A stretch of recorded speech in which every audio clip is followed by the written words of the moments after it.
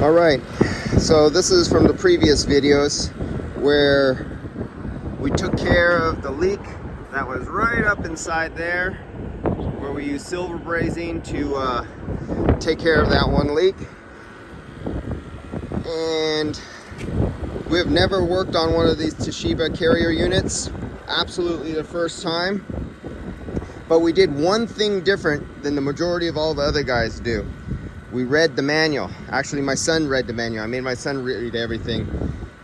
He measured every inch of line, and he goes by the factory manual of what that particular factory says per foot of line and what size and diameter for a fill charge. And then there's a fill charge for different air handlers.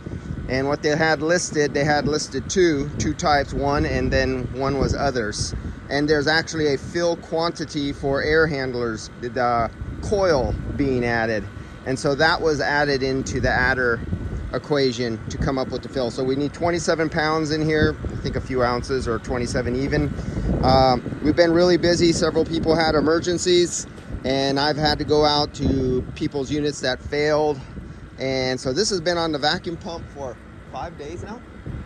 This has been on the vacuum pump for 5 days. I've never turned it off. It's been on for 24/7, 2 hoses, 5 days. So yeah, I think I'm good. All right, so we're gonna get on to the fill procedure.